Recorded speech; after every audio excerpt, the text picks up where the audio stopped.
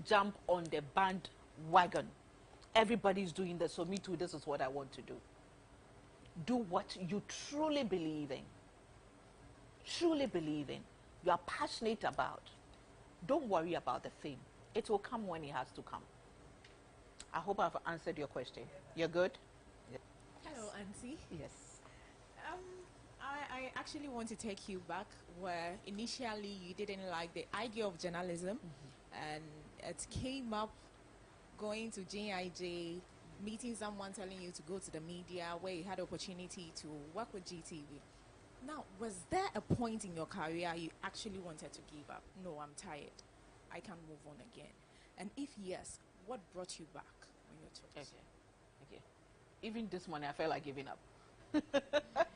And then Layla, the Liberian lady I was talking about, comes to my office.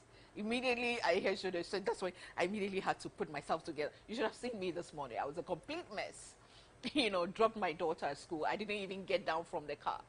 I made her nanny take care, and then some of the teachers were, the parents like, oh, Gifty one. I was like, not today. I'm not getting down today. I don't feel like charging.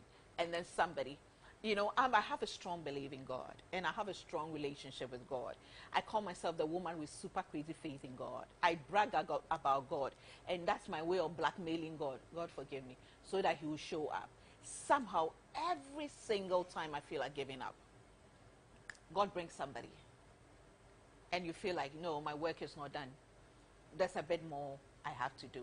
And as I said earlier on, when I see young ladies like you, and I must say this, I admire the kind of pageant this particular one, Ghana's Most Beautiful, is. Young women, and I'm sure you just didn't get on just because you want to be a queen. You have an agenda. You have a purpose. You have a dream. You have a strategy. You know where you want to go with this. And when I see that, it motivates me as well. I learn from you young ladies all the time. You'll be amazed. I learn. I'm on TikTok, by the way. I learn. That's what keeps me going. I learn from young ladies all the time, especially the ones doing the good things. And I have this thing where nobody has sent me, but I'm always looking out for, especially young ladies in the media. My eyes follows everywhere. I meet people and I tell, oh, I saw it, and they're like, you mean you know me, you know, and I'll give them example of something they did. You know, it's innate. It's deep within me. I believe that even if that's not what God said to me to do, I've made it my business, so God has endorsed it. You know, so every time I challenge myself. I started as a floor manager, became a presenter, became a news presenter, became the national anchor and commentator. I became a presidential correspondent. I started my own show. I became a conference and motivational speaker. I became an author. I've become, you know, a philanthropist. Every time I'm asking myself, what next? Always adding value to myself. That's what has kept me relevant at this. And these days, I preach a lot, you know, and everywhere you put me, I fit in. I don't limit myself. I can even tell these young ladies a few things about the Quran. She herself should be shocked. You know, I learn from everything around us. Sometimes we limit ourselves. Oh, I'm this, so this is a no. You read a bit of everything. Network whilst you are here. Learn about each other's background, interests, and you'll be amazed where you meet in future. And you need each other. Okay. Now, you have done yours. Okay, two more. Okay. Gifty Auntie, please, I have a concern. With regards to our project, I personally have What's an your issue. project? That's the problem. I personally have an issue with picking a project. I think of the sustainability of the project. So when I think about it that way, it discourages me because looking at the Savannah region, women are mostly into share nuts, the process of share nuts. So I was thinking of any aid I could be to those women. because I know our mothers are the main roots of girl-child education. They support our education a lot. So I believe that in supporting those women, it can boost our girl-child education in the region. But I keep asking myself about the sustainability of the project. So when I think about it that way, I was also thinking, considering re-entry of teenage mothers back to school, and it's a policy the government is implementing. But I'm comparing the two. I'm looking at the sustainability of each of them. It gets me discouraged. Like, I don't know what to do, honestly, because I feel like, okay, when I do this, in 10 years' time, what would I achieve from this project?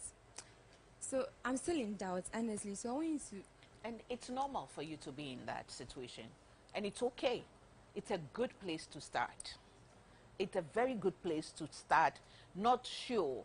So it gives you the opportunity to explore. When I started my program, The Standpoint, everybody said it will not work. Every single person. Because I said, if you know me, you know. Those times, the women's show were celebrating individuals, this, that. And I said I wanted to tackle issues. I was told women will not come and wash their dirty linen in public. Nobody will come and talk about their abuse. Nobody will come and talk about the challenges of pregnancy. Nobody will come and talk about how painful menstruation is. Nobody is going to talk about... But I was bold enough to start. And gradually, people came on board. And it's been 15 years. Show me one program on TV that has been consistent in 15 years. And yes, I'm bragging about it.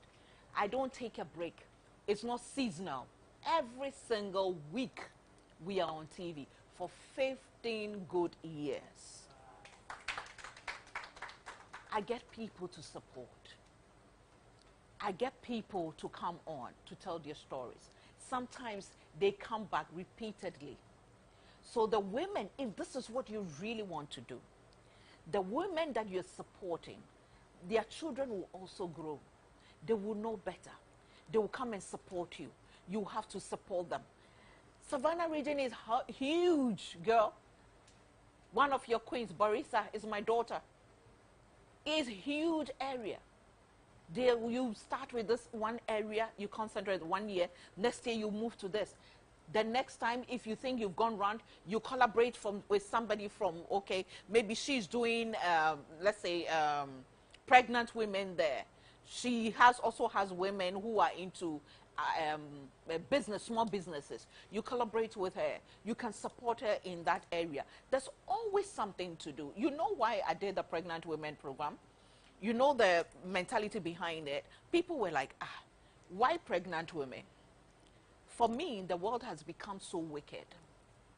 People don't care about each other. We've become so selfish. And that is what a generation has grown up to know. So for me, showing these pregnant women love, giving them one single day in their life to feel loved, to feel appreciated, to feel important. When they give birth, they will remember that when I was pregnant with you, this is the beautiful thing that happened to me. And that love automatically is transferred to that child. And that child will grow up as a child filled with love. I may not go to Gomwafete again, but I believe that by the grace of God, we're going to have children born from that area who are filled with love, who are appreciated. Next year, God willing, we'll go to another region. We'll have a group of, and they will all grow up, and gradually we will change our society. People said, one day, what will it happen? Oh, aren't you going to encourage people giving birth? And I said, no, it's just one day. We gave them 20 diapers. We gave them baby clothes. We gave them insecticide-treated nets. We gave them wipes. We gave them soap. You know, so many things. And women in those areas, most of them, is from day one to day hustle. They don't have anything. And I'm sure most of you have heard women say that. Do you know how I struggled when I was pregnant with you? Do you know how I suffered? And we've seen it in movies. We've seen it in real life. Because truly, pregnant women go through a lot. And I look at my own experience. You know, in my latest book, The Black Charlotte, I recount how I struggled to get pregnant, how I struggled through my pregnancy, and how I'm struggling as a late bloomer. You know, late bloomer, I mean somebody who gave birth late, to take care of. I'm 53. My daughter is now 6 years. You can imagine the age gap. It's a real hassle, having to keep up and everything. But if you remember, you have something, you remember. Every time I get angry, and I look at, in fact, your girl, just last night, she broke the TV in the hall. And she came to tell me that, Mommy, we broke it, you know. And I was just saying, immediately snapped aside. I said, remember the joy this child has brought you, you know, then everything. So every time you have something to look at, you're still in there. You have all the time to think about it. When you come out, I believe that the team will help you to streamline it and then to start. All it takes for you to start. If you start and you feel that that's not the area that is working for you, you can move. I started somewhere. I thought that I've reached somewhere. After 17 years with JBC, I moved on to work for myself. And when I moved on to work for I've diversified and doing so many different things at different times. So don't be afraid. Just start. And you'll be amazed where you go. Okay? Now, the last baby. Hi. Hey. Please, when you were like us, what are some things you wished you had done? Ah, That is the first part of it. okay. Also, you mentioned how you being in the media space was some sort of an accident. Yeah. But currently, what do you think it takes to be in the media space, and not just be there as be relevant? Because right now it has diversified. Like it comes in so many ways, and people are doing it but are not even being recognized. So what do you think is needed to be done today to be in that space and be relevant? Okay, your microphone is not working, so please change the microphone. Yeah. Okay. Okay. Hi. Yeah. So my question is, I asked if, when you were like us, what are some things you wish you had done? Yes, that would have helped you today. And also, you mentioned that you being in the media space is some sort of an accident. So I want to know today, what do you think are some things that you need to do, to be able to fit in the media space and be relevant like you? Because now it has diversified. Everyone is in the media, but you're not really seeing the impact you in particular is having on us and everyone. So what do you think is that thing that needs to be done? Okay. Well, first of all, the first question was what I wish I had done. Well, first of all, I wish I had saved. I really wish I had saved a lot. I wish I had networked better. I wish I had added value to myself a bit earlier, And then secondly, the media space, yes, it's busy. And the best way to succeed in there is not to relent, not to let the applause get into your head. Constantly adding value to yourself. You need to be willing to sacrifice. You need to take on challenges. I remember at a point in time, people were saying that they were calling GTV, Gifty TV. They said Gifty Auntie was doing everything. Yes, you give me the job, I'll do it. I was single. I didn't have a child. At a point, my parents were gone. What did I have to do? So I used the time to build my brand and to build myself. There are lots of things that can be said about me, but my humility, willingness to learn and unlearn, that one will not, be challenged. I'm always willing to learn. I'm not afraid to take on the challenge. I'm not selective. I've done directing. I've done producing. I've done floor manager. I've been a presenter. Whatever it is, at a point in time, I was in Libya at the height of the tension, for a month. I've traveled the length and breadth of this country, and I've got the scars on my leg to show for it. There are places I'll mention in the Savannah region. Do you know a place called Sogotampion? Yeah, Sogotampion. Have you heard it before? Okay. There are places I mentioned in certain areas, and people, sometimes even the MPs themselves, they haven't heard it before. You know, really traveled extensively. And yes, I was a TV presenter then. I was a morning show host then. But I took on that challenge. And that is helping me now. I stamped my presence. I built my brand. So now I may not be doing too much of media, but there are still people who remember me from my days of the, news presentation. Some will refer to my neck, some will refer to my beads, some will refer to my headgear, my duku. There's something. There must always be something unique about you. And trust me, when I started wearing the beads on GTV, they used to call me a fetish priestess. Because it was not, common then. But I've worn beads since I was a child. Now you go to Mokola, there are beads named after me. And my friends always insult me that, they don't understand why the beads named after me are more expensive, than the other beads. So our time is almost up, but let me use this for all of you. In every journey, for you to stand out, you need to be the odd one out. You need to be the one everybody will say weird. As for her, she does a different she's not like us. She's not like this. And out of that, when you are consistent, when you are determined, when you are passionate, when you are focused, you become unique. You become unique, and then you stand out.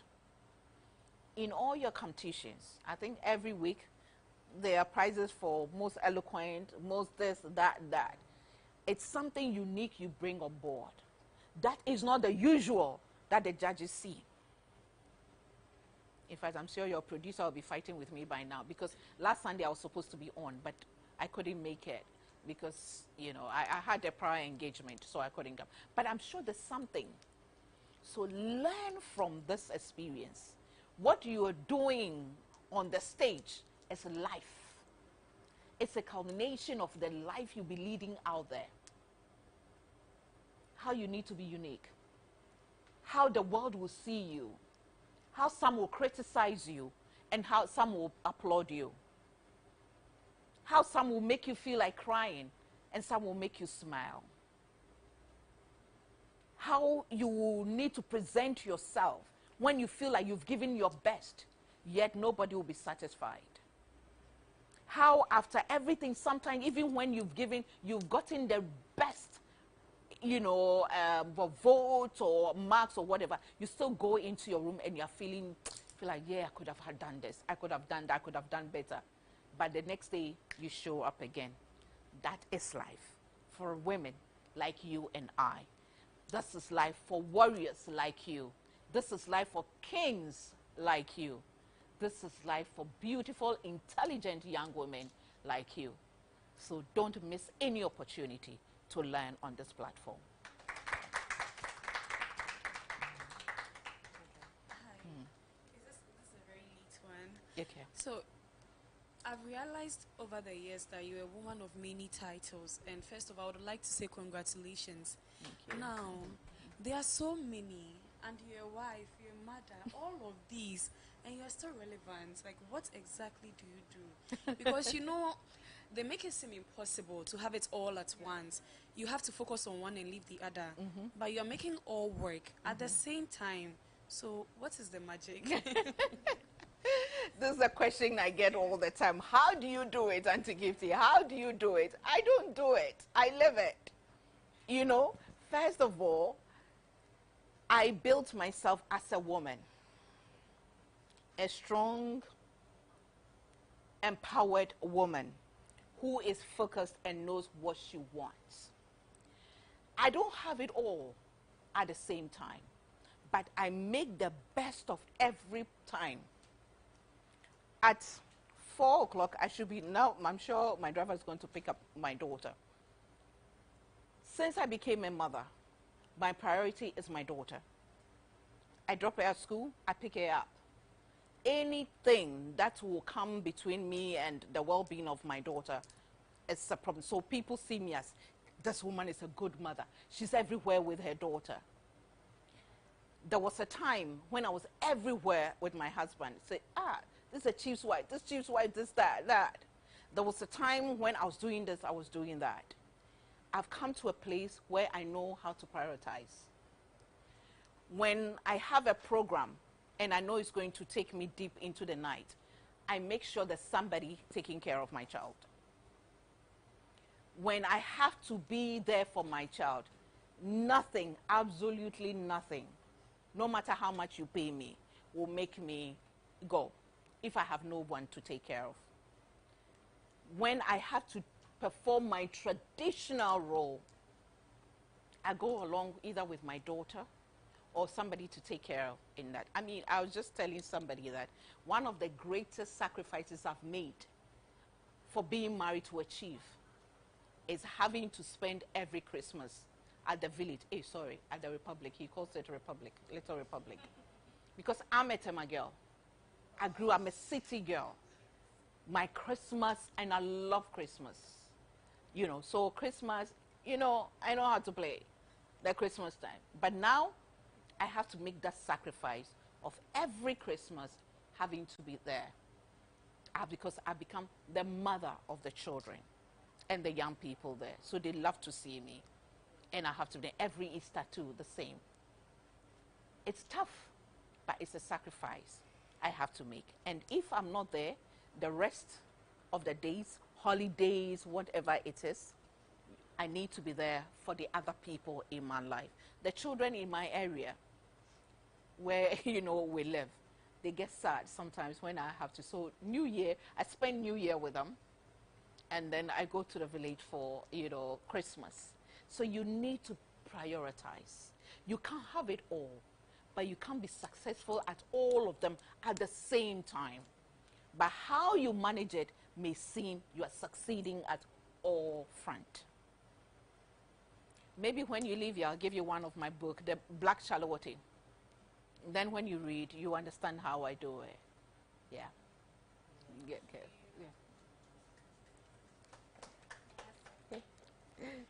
Hi. Let me see what the director is saying, if time is up.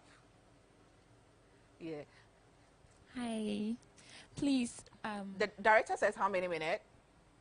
3 minutes. Okay. Then we'll do a quick one. Okay. Please, at our age, what should we sacrifice? Because you can say, I'm doing this, I'm doing that, but right now, what should be our main focus as young ladies? What should we focus on most? Yes, that's what I want to Focus on building yourself, your brand, your values, your purpose, your goals. Focus on that. That doesn't mean you should not have fun, but you know at what level, at what point. You do have that. Be intentional about everything you do. Be calculated. Know where you are going and what you want to achieve. Don't leave anything to chance. No. Those were the mistakes that my generation we made. Some of us. Don't leave anything. Be intentional and calculated and deliberate about it. That's what I would say you should focus on. So every day, every Sunday, when you appear on that platform, you have a strategy. You know this is where you are heading. This is where you're going. I hope that answers you. Yeah. I think it's been a very inspiring session. I think what I'll also just add to end it is that you should know who you are. You should have a self-talk with yourself. Identify who you are. It's very key. That will also shape your path. You know what you can be consistent about and what you can't be. So thank you very much, ladies, for being with us. As you know, Techno, we also seek to inspire. And this is what makes us stand out. And it's been very amazing. Thank you so much for coming. But once again, I said I should sum up. So let's do this exercise that I do, okay? Now put your books and everything aside. Let me take it off so I won't hear what she says. You know, you heard me say that you should dare to shine wherever you find yourself. There's this song that children sing. This little light of mine, I'm gonna let it shine. This little light of mine, I'm gonna let it shine. This little light of mine, I'm gonna let it shine, let it shine, let it shine, let it shine. I want you to know that you are a light, irrespective of your background, irrespective of your whatever. You are a light. You know, that's why you stand out. Dare to be bright. Don't let anything dim your light. Don't let anything anybody says. You know the things that they say about me and do to me on social media. Do you see me breaking? You think I don't cry? You think I don't break? But nothing will dim my light. Don't hide your light. Dare to let it shine. Kind of in your, if they can't stand it, you know, you tell them to, girl, you better cover your face. You know what I mean? Or you buy some sunglasses because I am shining. It's not easy, but it is doable. Dare to shine, no matter the outcome of this competition. Shine wherever you are. Look for me after this. Look for me. And let's gist, proper gist. We'll sit on the floor and eat. And then we'll gist and then we'll plan. We'll talk about what you want to do. Be happy. Enjoy yourself. And once again, dare to shine. The sky is so big. You see it at night. You see so many stars. Some shine so bright, some not so bright. But they are all. I love you all.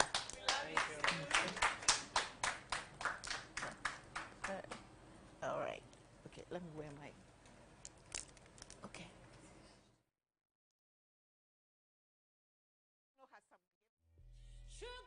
Woman, you are proud and strong.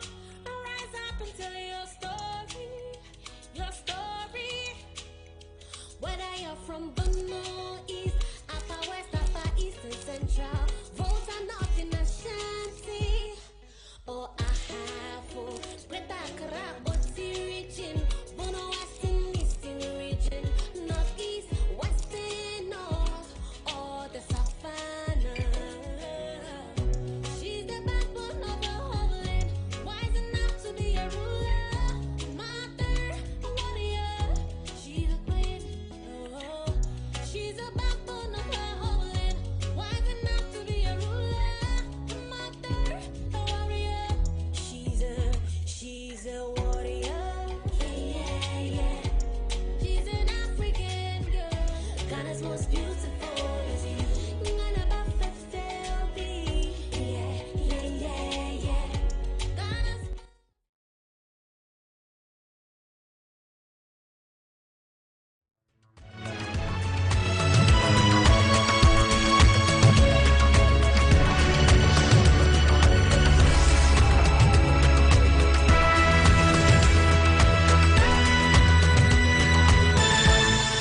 La la la la